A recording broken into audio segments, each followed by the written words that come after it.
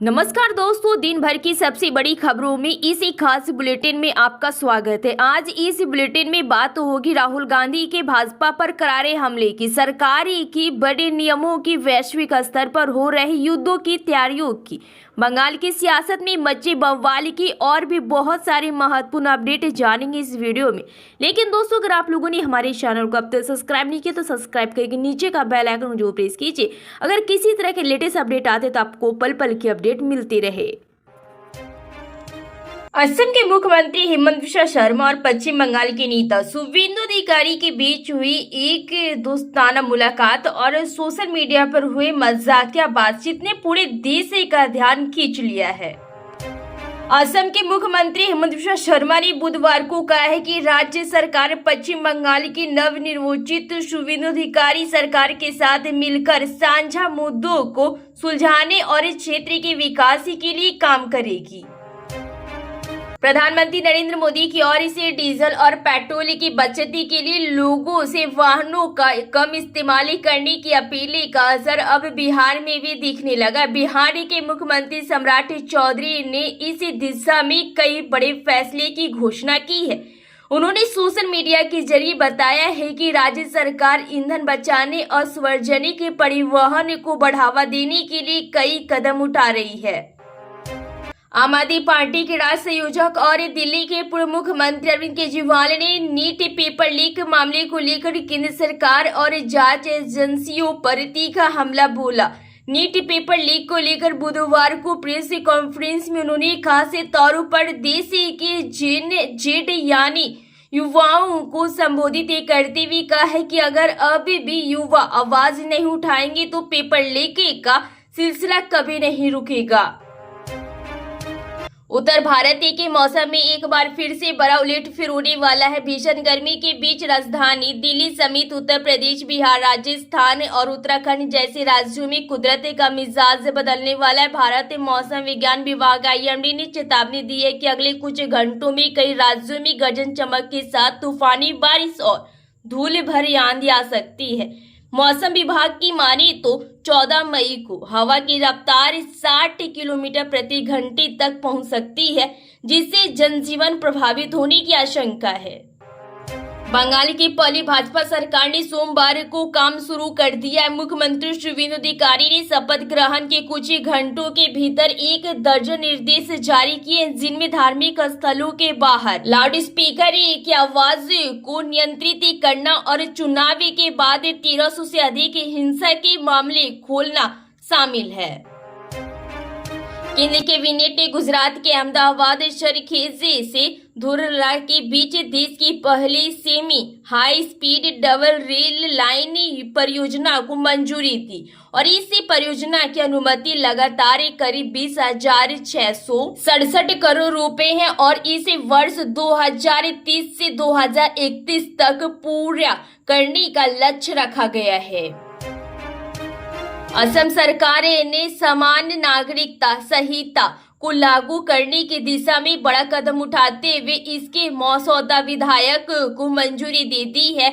मुख्यमंत्री हेमंत बिश्वा शर्मा ने बुधवार को घोषणा की है कि UCC बिल को 26 मई को राज्य विधानसभा के सत्र के अंतिम दिन पेश किया जाएगा। नीट UG 2026 से परीक्षा रद्द होने के बाद देश भर में सियासी बयानबाजी तेज हो गई। आम आदमी पार्टी के राष्ट्रीय संयोजक अरविंद केजरीवाल ने केंद्र सरकार और जांच एजेंसियों पर बड़ा हमला बोला है। पंजाब में आगामी चुनाव विकास और रंगीला पंजाब के मुद्दे पर लड़ी जाएंगे। मुख्यमंत्री भगवंत मान ने दिल्ली में पत्रकारों से बातचीत में स्पष्ट किया है कि पंजाब को किसी दूसरे देश या राज्य की नकल बनाकर छोटा अमेरिका नहीं बनाना है, बल्कि अपनी सांस्कृतिक पहचान और मेहनती कश लोगों की ताकत के दम पर विकसित करना है। मध्य प्रदेश के मुख्यमंत्री मोहन यादव ने PM नरेंद्र मोदी की अपील पर अपने काफिले में गाड़ियों की संख्या कम करने का निर्देश दिया है। अब उनके काफिले में अब कम से कम और जरूरी गाड़ियां ही होगी। साथ ही उनके दौरे के दौरान किसी तरह की कोई वाहन रैली नहीं होगी। सीएम मोहन यादव ने राज्य के मंत्रियों से भी कम से कम गाड़ियां का इस्तेमाल करने की अपील की है।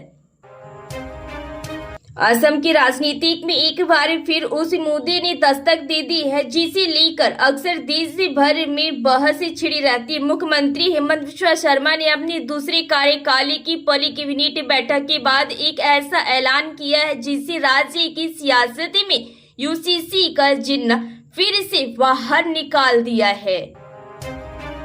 केंद्रीय गृह एवं सहकारिता मंत्री अमित शाह गुजरात दौरे पर आ रहे हैं और वह 16 से 17 मई को अहमदाबाद और गांधीनगर में आयोजित विभिन्न कार्यक्रमों में भाग लेंगे। वह अहमदाबाद नगर निगम एमएससी के नवनिर्वाचित पार्षदों से मुलाकात करेंगे। दिल्ली में आम आदमी पार्टी के राष्ट्रीय संयोजक अरविंद केजरीवाल ने प्रेस कॉन्फ्रेंस कर प्रधानमंत्री नरेंद्र मोदी और केंद्र सरकार पर तीखा हमला बोला। केजरीवाल ने एक तरफ पेपर लीक मामले को लेकर बीजेपी सरकार को घेरा तो वहीं दूसरी तरफ रूस से तेल और गैस खरीद को लेकर केंद्र सरकार की नीति पर सवाल उठाए। मध्य प्रदेश में बुधवार को नीट परीक्षा के उम्मीदवारों ने कथित पेपर लीक को लेकर अपना गुस्सा जाहिर किया है। जिम्मेदारियों को निभाने में विफल रहने का आरोप लगाते हुए केंद्रीय शिक्षा मंत्री धर्मेंद्र प्रधान के इस्तीफे की मांग की है। देश की सबसे बड़ी जांच एजेंसी सीबीआई की नए मुखिया को चुनने के लिए हुई मीटिंग हंगामेदार रही। लोकसभा में विपक्ष के नेता राहुल गांधी ने इस पूरी प्रतिक्रिया पर गंभीर सवाल उठाते हुए अपना डिस्टेंस नोट यानी असहमति पत्र सौंप दिए हैं। मुख्यमंत्री सम्राट चौधरी की अध्यक्षता में बुधवार को बिहार कैबिनेट की अहम बैठक हुई। सम्राट चौधरी कैबिनेट की बैठक में कई अहम फैसले लिए गए हैं और इस बैठक में कुल 19 एजेंडों पर मुहर लगी है। बैठक में दोनों उप मुख्यमंत्री के अलावा कैबिनेट के लगभग सभी मंत्री मौजूद थे। करीब 40 मिनट तक यह बैठक चली। सम्राट सरकार ने बिहार कर्मचारियों को बड़ा तोहफा दिया है। बिहार में कर्मचारियों के महंगाई भत्ते में बढ़ोतरी की गई है। पश्चिम बंगाल की क्षेत्रीय राजनीतिक पार्टी आम जनता उन्नयन पार्टी के प्रमुख ने बुधवार को राज्य के नवनियुक्त मुख्यमंत्री शुभेंदु अधिकारी की सराहना करते विश्वास जताया है कि वह जनता के हित में सरकार चलाएंगे। प्रधानमंत्री नरेंद्र मोदी की अपील के बाद मुख्यमंत्री पुष्कर सिंह धामी की अध्यक्षता में बुधवार को आयोजित उत्तराखंड कैबिनेट की बैठक में राज्य में ऊर्जा और ईंधन बचत को लेकर कई महत्वपूर्ण और दूरगामी निर्णय लिए गए हैं। वैश्विक परिस्थितियों को देखते हुए राज्य सरकार ने अल्पकालिक और दीर्घकालिक दोनों स्तरों पर सुधारात्मक कदम उठाने का फैसला किया है जिन्हें तत्काल प्रभाव से लागू किया जाएगा। प्रधानमंत्री नरेंद्र मोदी 15 से 20 मई तक 5 देशों संयुक्त अरब अमीरात, यूएई, नीदरलैंड, स्वीडन, नॉर्वे और इटली के बेहद महत्वपूर्ण दौरे पर रहेंगे। विदेश मंत्रालय के अनुसार यह यात्रा भारत के लिए सामरिक और व्यापारिक दृष्टि से मील का पत्थर साबित होगी, विशेषकर हाल ही में संपन्न हुए भारत यूरोपीय संघ मुक्त व्यापार समझौते के मद्देनजर। असम के मुख्यमंत्री हेमंत बिस्वा शर्मा ने ऐतिहासिक जीत के बाद सीएम ऑफिस एक बार फिर से संभाल लिए हैं। दूसरे कार्यकाल की पहली बैठक में ही शर्मा ने बहुप्रतीक्षित यूनिफॉर्म सिविल कोड यूसीसी के लिए रास्ता साफ कर दिया है।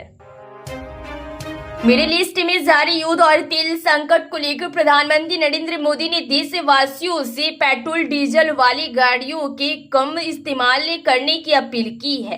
पीएम की इस अपील के बाद दिल्ली समेत कई राज्यों में इसका असर भी देखने को मिला।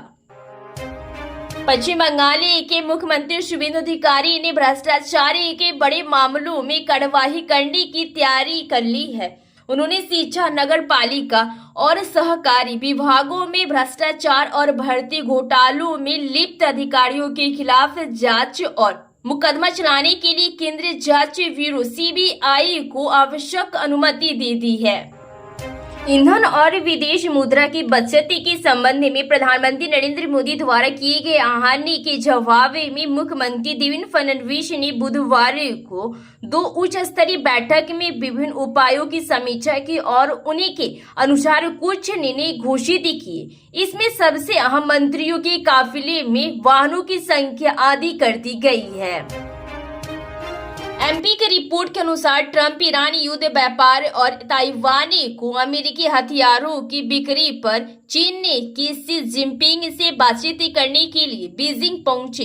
अमेरिकी राष्ट्रपति डोनाल्ड ट्रंप ने बुधवार को बीजिंग रवाना होने से पहले कहा है कि वह शी जिनपिंग से अमेरिकी कंपनियों के लिए चीन के द्वार खोलने का आग्रह करेंगे। अमेरिका के राष्ट्रपति डोनाल्ड ट्रंप बुधवार को 3 दिवसीय महत्वपूर्ण दौरे पर चीन पहुंच गए। यहां उनकी मुलाकात चीनी राष्ट्रपति शी जिनपिंग से होगी। अमेरिका और चीन के बीच ये बैठक संबंधों, व्यापार, ताइवान, वैश्विक सुरक्षा और आर्थिक तनाव जैसे मुद्दे के बीच हो रही है, जिसके चलते इसे बेहद अहम माना जा रहा है।